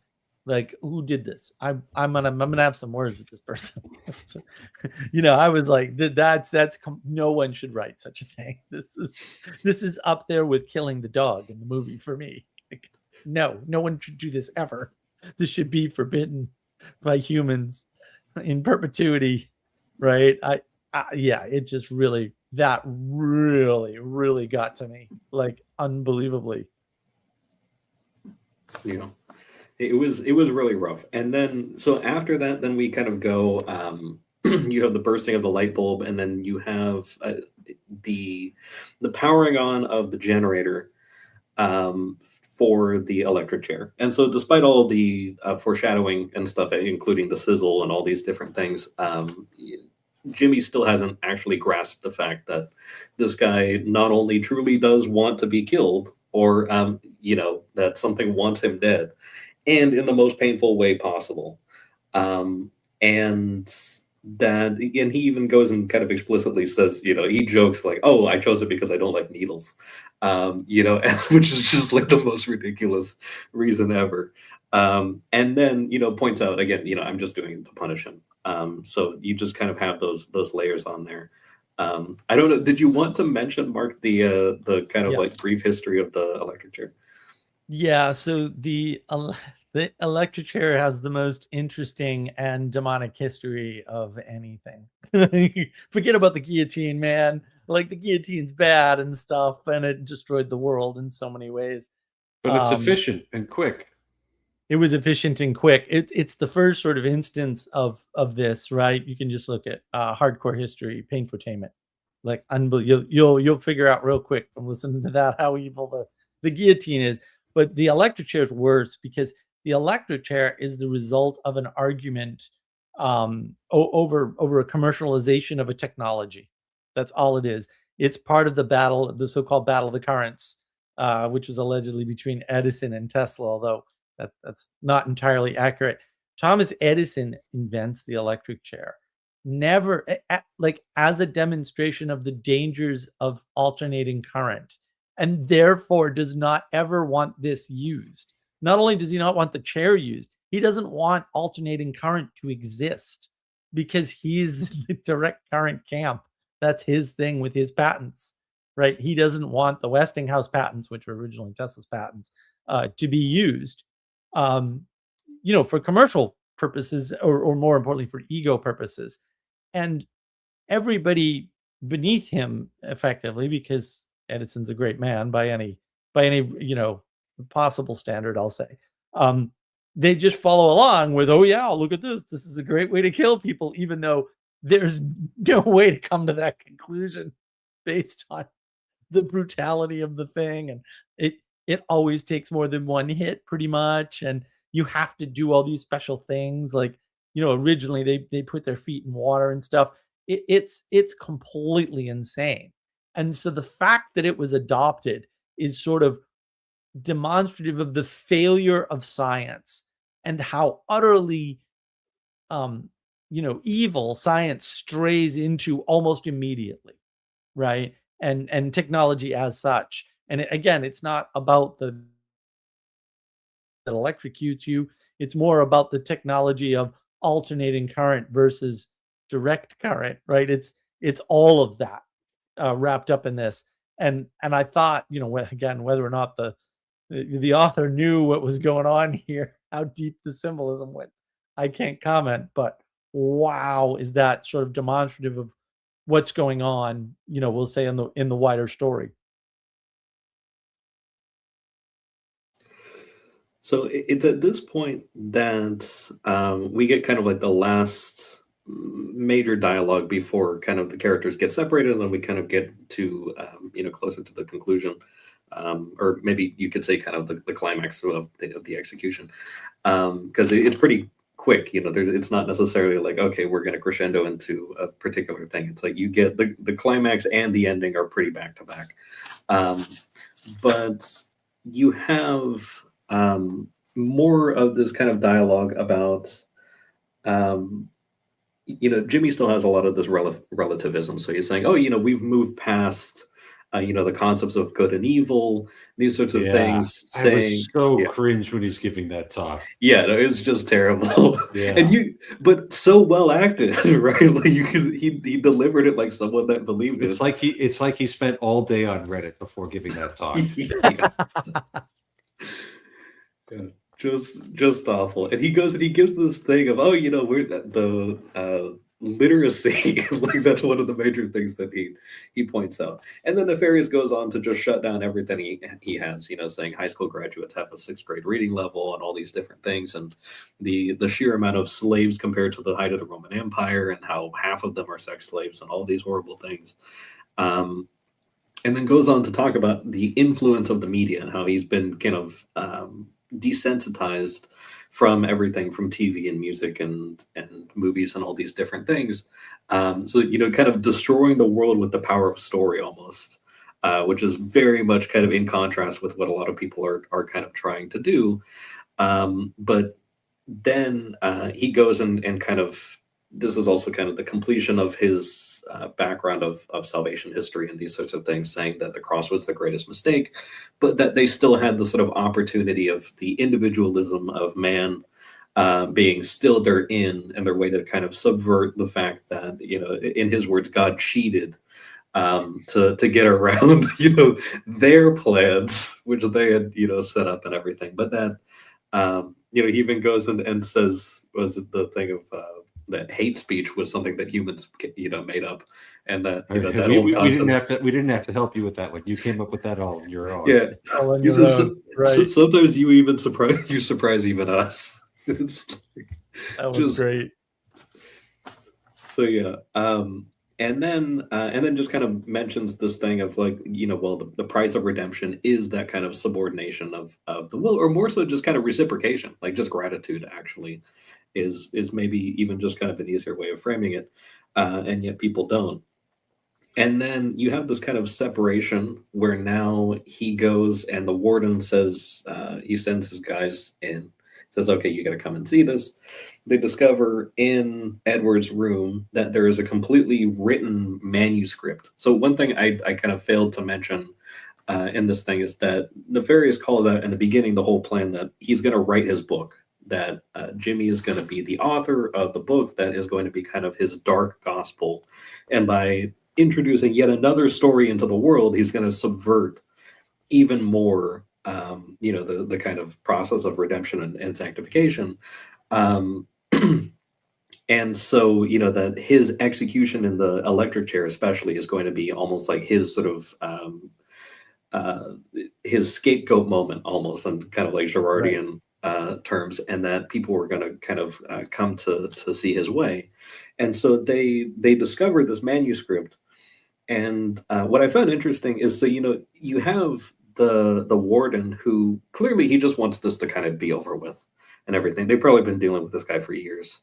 And he's at this point really pressuring and even kind of using means that he normally didn't in the other interactions to kind of pressure Jimmy into being fearful for his own life. Even saying like, well, you know, if he's not executed, then eventually he'll go back with the regular population of inmates. You know, and it's like, well, he's in prison for life, but he kind of insinuates like, well, he's going to break out, and one day you're going to wake up and he's going to be at the foot of your bed, which is a bit of a leap, probably also not necessarily inaccurate. But he presents this stuff, and one thing I thought was interesting is that throughout the movie, when there are these separations and Jimmy leaves the scene and comes back, a lot of times Nefarious is kind of sitting upright, sometimes even in almost like a feminine sort of cross leg sort of way, very kind of mocking. But I think it's when he comes back from this one, Edward is asleep, or he's got like his head down or something like that. There's something to do with that, and I don't know. There's just the point that was made previously about when he's not with Edward, he's with Jimmy. And, you know, how he's already established that he's influencing other people around. And to your point of every time there's a desire to kind of deviate from the plan of executing him, he intervenes. So, you know, just to kind of propose that, yeah, there was a little bit of influence in there. Still not necessarily wrong on the part of the warden, but he also has no additional discernment outside of his structure. Right. Well, and it's important to point out too, there's two manuscripts found. One is a scrapbook of Jimmy's life, right? Like a detail with pictures and everything. And the other one is this manuscript that he's going to write, you know, to tell for the dark gospel or whatever. And that's part of the whole plan that, you know, Jimmy is not, he's just like, this is ridiculous, right? This is insane. And so again, it was said sort of very early on that this is going to happen. And then much later in the movie, towards the end, we find the book, right? And so it's a double twist in some sense, because he told them the truth, right, in a very careful way, because the other thing about this movie, the language is fairly precise. Like, it's pretty spot on. I don't want to say it's perfect, but it's fairly precise. And so if you don't listen carefully, you won't notice. No, I didn't say you were going to kill 3 people when you got here. I said you're going to have been responsible for 3 murders, right? So things like that. And then this idea of he's been watching you, right, just reinforces the, oh, well, when I'm not with him, I'm with you, right? And so you get more and more of a sense that the fix is in, that determinism is real, at least with respect to the demon, right? And so that's super important, in my opinion, is the way it unfolds to provide you with this evidence over and over again in layers over time, because that's how these things work. They work over time. It's not one transgression and a big boom. It's one transgression and a small slide that you can't stop. Small but slow slide. Mm. Yeah, I think that's important as well with the sort of determinism from that perspective thing, is that it's like, well, you have extreme pattern recognition plus thousands of years of experience, right? And also hands-on experience with these specific people. And then and the fact that the entire pattern and all of the interactions are being tampered with kind of behind the scenes through these like subtle influences and stuff. So it's like, yeah, that is definitely, it's a lot more tampering than you would experience on a human level. And you also get the thing. So this was something that I looked up on my second watch through, was that when he goes and he drops this book with the scrapbook of Jimmy's life and wakes up Edward, now Nefarious, he like, there's childhood photos and stuff, but they're like not his family's photos. And so he even goes and says, that's my first picture of you. And so we've established that the character of Jimmy is 35 years old. And the actor Sean Patrick Flannery is like 59. So it's actually very like realistically plausible that yes, there was actually either a teenage or 20-ish year old Edward who actually took these photographs himself while possessed as a young man. And that now we've got decades of additional, serial killer stuff that's been, going on. That his subjugation was very early. And because Edward himself, even in his desperation, it doesn't necessarily seem like he would lie at a point like this. I mean, maybe he could in his desperation, but, kind of saying that, yeah, there's things that he's done that he didn't want to do and stuff, but that so many of these actual murders and stuff are not things that he himself consented to. And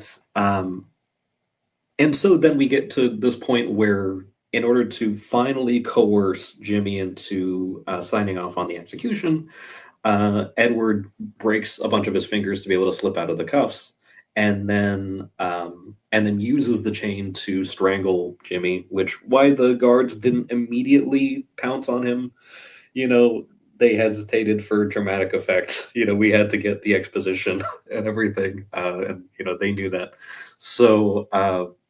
But then after that point, just kind of out of fear and the near-death experience, which is another kind of false intimacy that gets kind of presented there too, of like, oh, we've never been closer. He says something to that effect. Well, he's literally strangling him. And then, lets himself get beaten by the guards. And then Jimmy signs off on his execution. Right. I'll pause there if anybody. Yeah, well, I just want to add about the point about intimacy, right? It's true on multiple levels. We've never been closer because you've never been closer to death, and you're coming to my realm anyway. And we've never been closer, say, materially or physically. And that's the sort of, we'll say, self-similarity, fractal truth that matters. And again, this is why I think this movie is so much better than a Christian apologist trying to do the silly Christian apology game where they're playing with the propositions and saying, and therefore, rather than, demonstrating through acts. And I also want to add sort of to my earlier point about sliding down, sliding a little bit at a time, you know, I think that's probably, and of course this is Father Eric's wheelhouse. That's probably why you need to keep going to confession, right? Because you're constantly sliding down that ramp, and It's you like need to constantly compensate. every time you start, liturgy of the hours, God, come to my assistance. It's just like several times a day.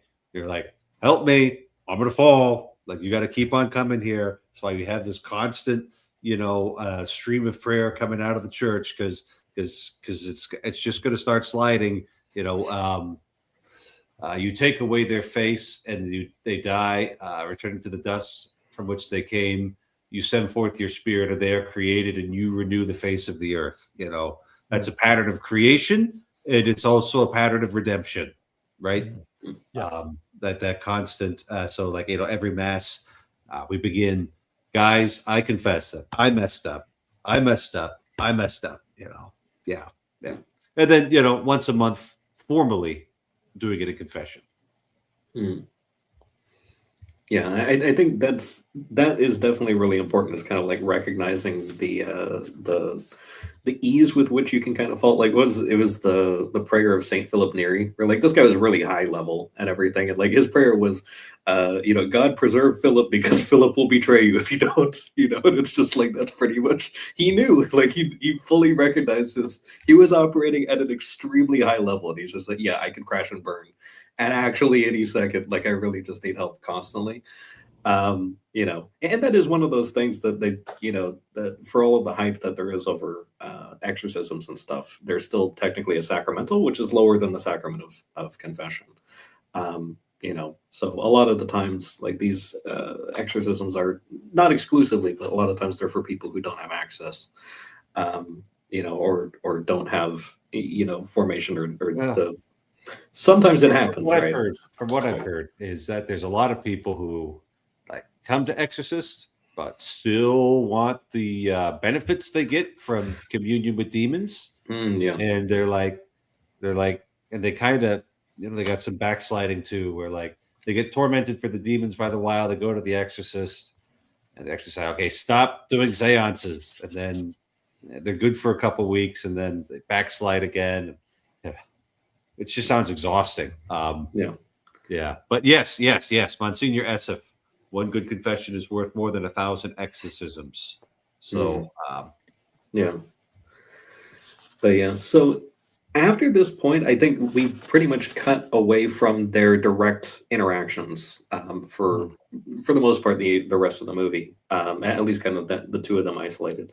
And so we have a little bit of kind of dialogue with the warden and Jimmy, and the warden has been kind of during breaks providing cigarettes to Jimmy because of the stress, and that's kind of part of his usual pattern with when he has people that have to do evaluations and stuff. And he makes this line there. He says, sometimes the man you execute isn't the man that came in here. But then he also says, well, this isn't that case. But in a certain sense, like in one sense it isn't, but also it kind of is, like, Right. But for the purposes of his job, again, he's doing what he's supposed to be doing. But Castle, I mean, it's exactly correct, right? Because what the warden is talking about is people change, right? But what's happened is Edward's possessed by a demon, and so in essence, he's absolutely correct that the man hasn't changed. That is true. That is 100% true. Edward's still this innocent, childlike pawn of the demon. And that never changed the whole time he was in prison. And I think that's actually understanding it that way is a good exemplification of the difference between having an understanding of the fact that there's a material and a spiritual, or a material and ethereal, versus not understanding that, because otherwise that neutral condition doesn't make any sense, right? Because there's really three states, right? You have somebody come in and not change and still be a bad person and need to get executed. You can have somebody come in and change and maybe, well, Like, what else are we going to do? The machine has to do what the machine does. And then the third one is possession, right? And so now you have the contrast to see the full, people would call it nuance, or I would call it level of detail required to understand what's going on here, right? Yes, there is something materially that looks like possession and isn't, but also there's possession, right? That's kind of an important thing to recognize, so that you can when you're confronted with evil, you can actually make it out. Because otherwise, if it's just good and evil, right, it's just two points of contrast, you'll never be able to tell the difference. It'll all just fade to gray, and people will get caught in the, this is less evil, that's more evil, like the relativism happens automatically. Mm.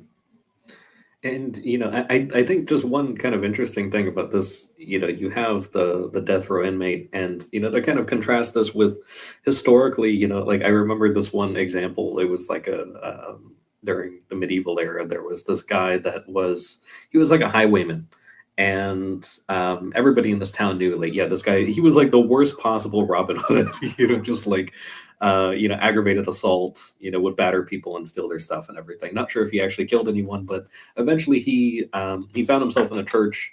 He was struck with conversion. I think he even went in there to steal something. And then as he was struck with conversion, somebody saw him, called the authorities, they apprehended him, and then the next morning they were just going to execute him. Because he was just such a problem, and everyone knew. And then he goes, and because he was struck with conversion and everything, and they give the opportunities and stuff, because it's like, well, okay, we got to take care of you. This is a Catholic society. You wouldn't sentence somebody to death without having a priest there. That's like, you can kill somebody, but like sending them to hell on purpose? Right. Yeah. And so he goes, and he makes his confession and everything, and then also even publicly, expresses contrition for everything that he did. And then they actually go and they say, well, no one's ever actually like reacted that way. So we'll give you like some resource. Like, you can't live here, but you can live somewhere else. And we'll give you some resources. We'll downgrade you to exile. Yeah. And he said, no, I have to, like, this is in a sense, my temporal punishment, and also you have to set the example of like, yes, I had my conversion, I did my confession, like, I'm good, but also for the good of the town, you have to kind of take care of this. Whereas you have the contrast with now this prison where, the priest was not available until the sizzle.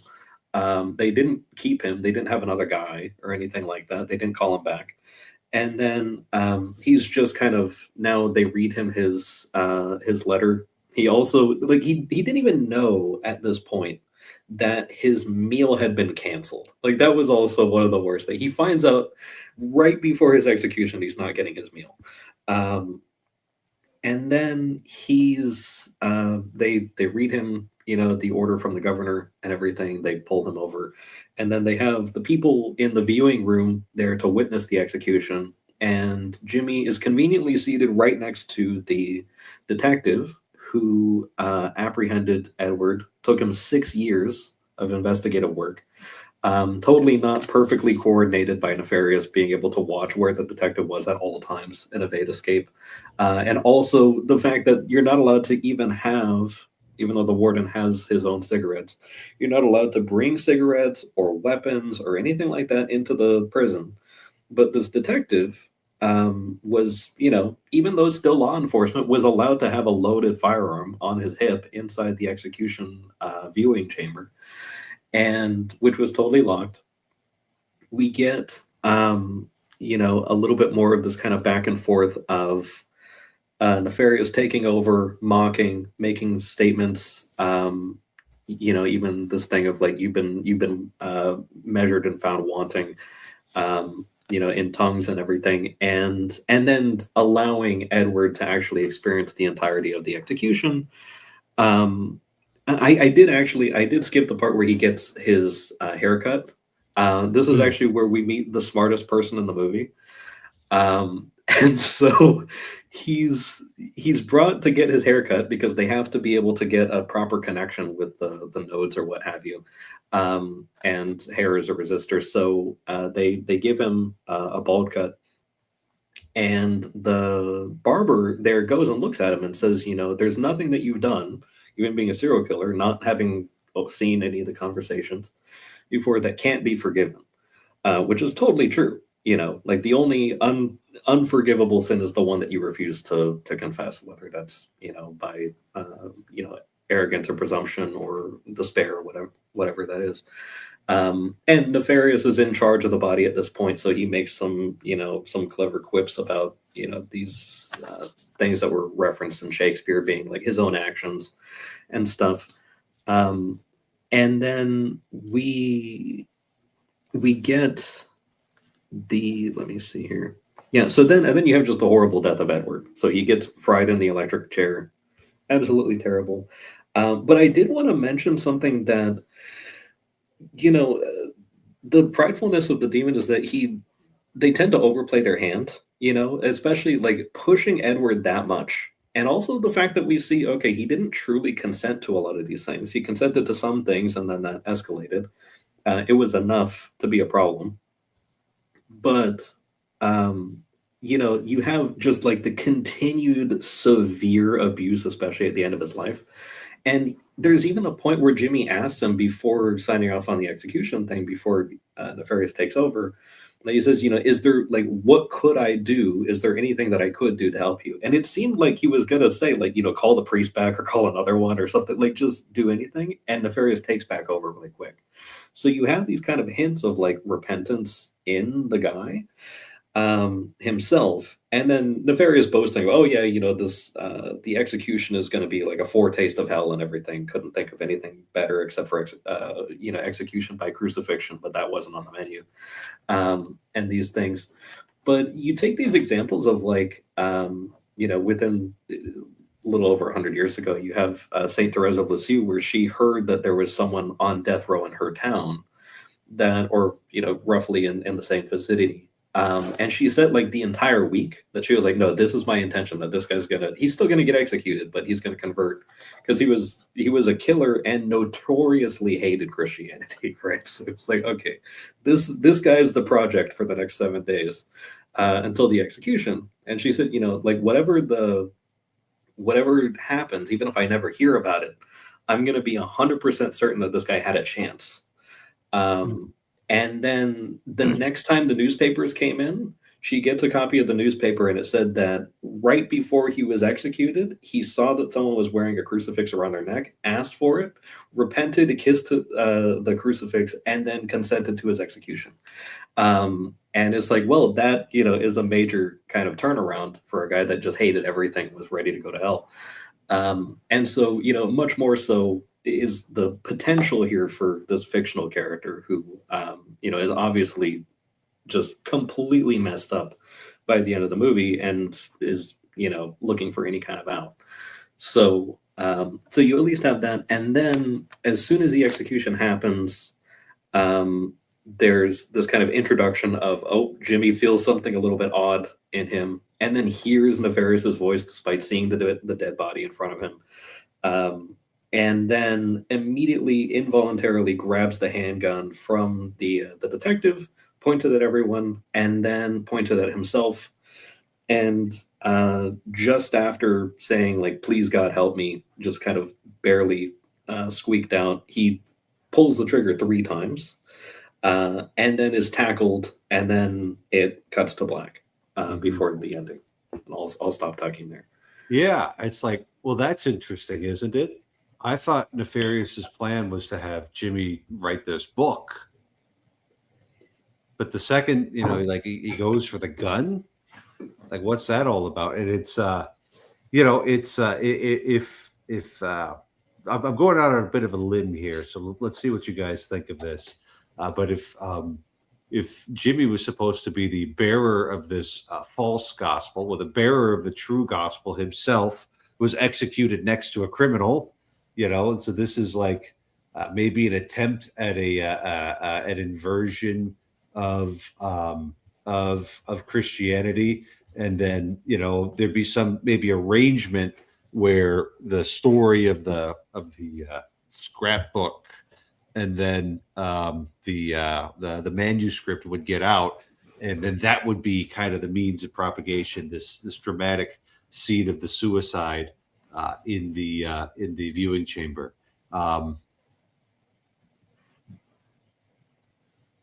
So I don't know. That's got to be the case. Like I can't figure out how else to make sense of the movie. But this is just an inversion of crucifixion, I suppose. Well, for sure, Yeah. a plan B, right? I mean, because he never consented to doing the book. And so it's Right. like, well, the whole point of the execution was to get you to now be my pawn. And then he doesn't consent But to he's it. got So it's like, he's yeah, got the let's- possession now. He's got the possession now. yeah, exactly. So he could just coerce him. Yeah, exactly. So So yeah, it doesn't matter what he consents to at this point. Yeah. Right, but I think what it is in order for the execution to get the fame and fortune needed to do what he said, something dramatic that isn't the execution, which is only witnessed by like 12 people, needs to happen. Right? It can't just be a report. Right? It's got to be some catalyst has to draw people's attention to this thing, and then has to draw people's attention also to Jimmy, right? Because otherwise, who's going to read the damn book anyway? And so, yeah, there's this inversion, and of course, it has to be, dramatic and realistic enough to get the attention of pretty much everybody, right, including Jimmy himself. But also, it's a play to the audience. Like, no, this possession, here it is. It worked. He invited him in, right? And then he got there, right? It's done. And he has total control over life and death, right? Like I control the life of your body now for sure, right? So that's actually, that's actually, I think, important. And you could argue, reasonably so, that in order to tell a good story, that would have to have happened in some form, right? Which would be my argument. Like, there's no, like, the movie would make any sense if you didn't do that part, right? If you didn't have a temporary or partial possession at that moment, the rest of it wouldn't function. Because otherwise, Jimmy'd be right. Like, oh, I invited you in and nothing happened. Like what's the big deal? Right, but even if that wasn't true, and he tried to publish the book, no one would have heard of this guy. No one would have looked at that book. No one. I mean, he said, like, this execution is my way of, inverting what actually happened with Jesus, right? Well, okay, but then who would hear about this if he didn't? If that incident didn't happen, who would have? Why would this be interesting to anybody? Who even would have known, right? Nobody would have known anything untoward had happened. It would be a normal event. Yeah. So you get this whole thing where, the manuscript is already, it's already named after him. Like, it's not really necessary for him to necessarily be alive. Since it's just in people's hands, it would be in custody and everything. And so we wind up then kind of cutting to probably about a year later, or maybe a little longer, that he's now hanging out with Glenn Beck in the studio doing an interview about the release of his new book. And so there's a little bit of this kind of discussion of what we just witnessed in the previous scene. And then Glenn Beck kind of asks him, okay, well, you go and the demon wanted you to get this book out. And then here it is, right? And you'd say, like, are you still under its influence? Like, are you sure that you're not doing its will? And he immediately says no. We already know that his discernment is not good. But, we also have the fact that it's like, okay, yeah, he literally called out for God and didn't die when the trigger was pulled 3 times. Like, he was supposed to die. And then even in the report after the fact, they say that there were 3 distinct dents in the primer from the firing pin, that it had actually been struck 3 times, and then when they loaded it up and fired it themselves, there was no problem with firing it. And so clearly he was saved by a miracle. But then Glenn Beck kind of asked him frankly, like, oh, are you a believer in anything? And he says, well, I wouldn't go that far. It's like, dude, after all this, right? and you still spent all that time editing. Like, I edited Mark's book. Let me tell you, it takes a few months. Like, that's a decent amount of, and how easy was that then, that he's saying, oh, I'm not under its influence or anything like that anymore? Like, really, it was that easy for you? And he went and was, he said, okay, I sort of subverted it. I changed some of the things to turn it into a warning as opposed to like an instruction or anything like that. And it was like, yeah, are you certain that you didn't just fall into its trap? Because that was pretty easy. Like, it was able to take over your body and make you almost shoot yourself, and then you had no more problems with getting this out. And yeah, you found someone to print it for you and everything, and that didn't give you any problems or anything, because we've encountered that. And so there's all of these different things that are going on, and they sort of Glenn Beck kind of congratulates him and still promotes the book and everything, and it's sort of a, well, we'll see how this actually works. One, if anyone actually buys it, also, why is this extra information going to help? And are you sure this wasn't the plan the entire time? And then he leaves the studio, and then sees a homeless person digging through the garbage, decides to give some money, and then the homeless person acknowledges him by name and then changes voice to Nefarious, greeting him. And then that's the end of the movie. So that's pretty much where we're left as far as screen time goes. I didn't really like the ending. I was up in the air on the ending until I talked to Castle about it, and then I was like, oh no, I think I see what's going on here. It's just really, I think the ending's actually just really deep and complex, for that reason, right? Because technically, if he doesn't edit the manuscript, then he didn't write the book.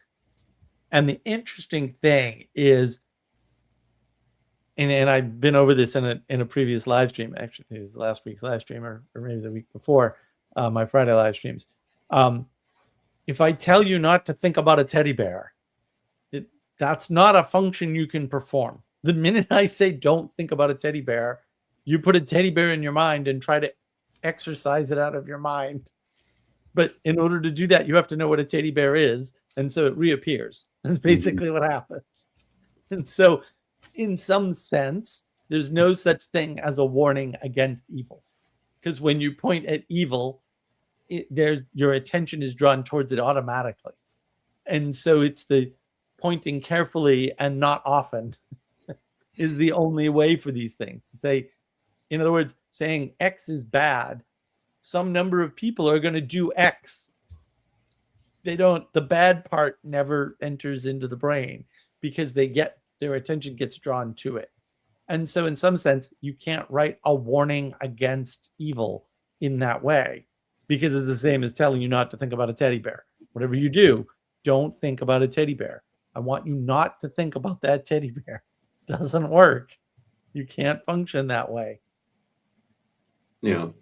And yeah, I mean, the fact is, what would stop anyone from just taking the PDF of his ebook or something like that, and then just cutting out all of his commentary and then re-releasing it, with a new title, right, or something like that, and then just publishing it better, doing a better job of promoting it or targeting it to very specific people or something, or even with the commentary, like that, just kind of go through it, like you said, once it enters into the intellect and the memory and stuff, and it's like, well, now you can just be tempted into the stuff now that you didn't realize was a problem.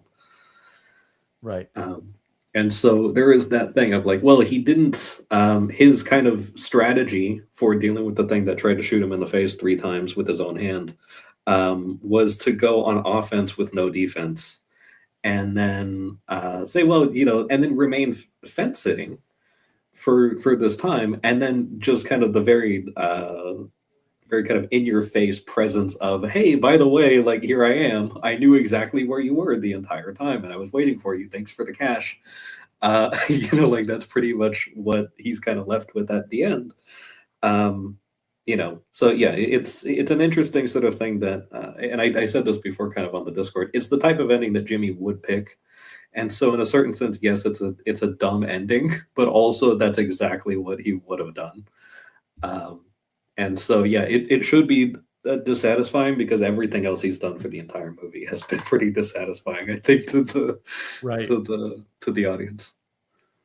So Yeah, in essence, he's feckless and a puppet, and he can't enact his will in the world. And the ending is part of demonstrating that, right? And he's arrogant, so he says, I took the book and I rewrote it as a warning, ha ha, because I'm not possessed. That was and he doesn't address it, like, but you were possessed, like, right? And Glenn Beck does a good job of sort of highlighting that in a neutral fashion, like, yeah, but it did happen, and he just sort of sloughs it off, like, well, not really, because I wrote a warning. I made his book into a warning instead, right? And so it's that exemplification of arrogance, right? That proves that he's a puppet. I mean, that's what makes you a puppet, is thinking you know who the NPC is. Really? It's that, oh, you're so smart, huh? You know who the NPC is. I confess that I am an NPC. There you go. If you don't consider that you're a Muppet, then you will be a puppet, and that's just kind of how it goes. Well, and if you need help with that, you can just get a mug, and that'll help. That'll definitely help. You can go to shop.markofwisdom.org and get a mug and remind yourself every day with your morning beverage that you're a Muppet. Oh, man, I do believe this conversation lasted longer than the movie itself. It did, by 30 minutes. Yeah. We did it, guys. We did it. Congratulations. Thank you, Castle. Thank you. Should we do closing thoughts, or? Yeah. Let's go ahead and do some closing thoughts. I think maybe, Castle, you should go last. Yeah. I'll go first, and then Father Eric, and then you can close us out. I mean, for me, this movie did such a good job of showing the paucity, the utter silliness of the attempt to argue materialistically or through propositions with the atheist position and against the spiritual position. Like it and in some sense it cannot work, right? You can't logic, reason, and rationality your way out of the logic, reason, and rationality trap that leads you to the demons, like it just, or straight to hell or something. You can't do it. It won't function ever. It's a flat no. And so you need to have those upgraded tools. And I thought this movie showed, once you're trapped in the closed world of propositions, you're pretty much doomed, until you step out of that in some fashion. What the movie doesn't show you, and fair enough, how would you do that in a movie, is how to get out, right? I mean, there's enough hints in there that you should be able to figure it out, dummy. But it doesn't. It's not, trying to exemplify that. It is in essence trying to act as a warning by showing you there is no warning. Like when you're under the control of powers and principalities, you're under the control of powers and principalities, and your only choice is which ones, right? And what degree of control. And so that's what I thought was, especially, we'll say, brilliant about this particular movie. Father, what are your closing thoughts?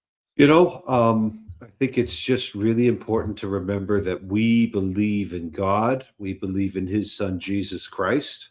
And as a result of that, we acknowledge the existence of the devil, and we contend with him as we're expected to. And we remember that it isn't really a fair fight between Jesus and the devil. Jesus will win every time, and not to, be scared. Just be prepared. And if you're prepared, everything's going to be fine. There'll be some bumpy patches. There will be some trouble along the way, but the Lord will keep you safe through all of this, because, if you draw near to him, if you participate in the life of the church and in the life of the sacraments of the church, regular prayer, then you belong to him, and he will be, in a certain sense, jealous over you, and you won't be snatched out of his hand. So don't be scared. Be prepared.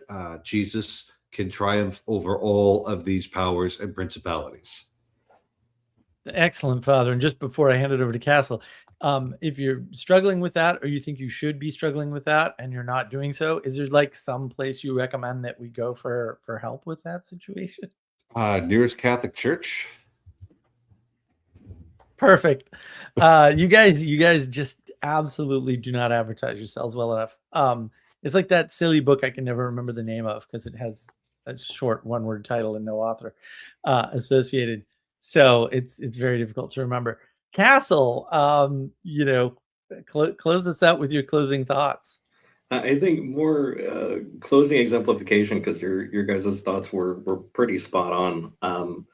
Since this was about identity and relationship very much, to preserve the nature of the relationship, Father, would you give us your blessing to close us out? In the name of the Father, and of the Son, and of the Holy Spirit, amen. Heavenly Father, thank you for sending us Jesus Christ, your Son, who conquers all powers and principalities by the blood of his cross. And we humbly prostrate ourselves before you in our hearts. We ask you to come into our lives, to be our Lord, to be our King, to be our Savior, and to hold on to us, to make sure that we do not fall away in any way, that we would never do anything that would displease you or be in rebellion against your good and loving yoke over us. We ask you, Heavenly Father, especially to, as we've spoken about evil, to protect everybody who's engaged in this stream, whether directly or indirectly, from any demonic retaliation, to render all demons impotent and paralyzed in dealing with us. And in place of any demonic presence, send your Holy Spirit upon us. Send your mother to intercede for us. Send all the angels and saints to accompany us in everything that we do. And may Almighty God bless you, the Father and the Son and the Holy Spirit. Amen. Thank you, everybody. Thank you, Father. Thank you, Castle. Excellent work. And hope to see you soon, either on Father Eric Seitz' channel or on Navigating Patterns. Have a lovely evening, everyone, and take this movie seriously. It will help you.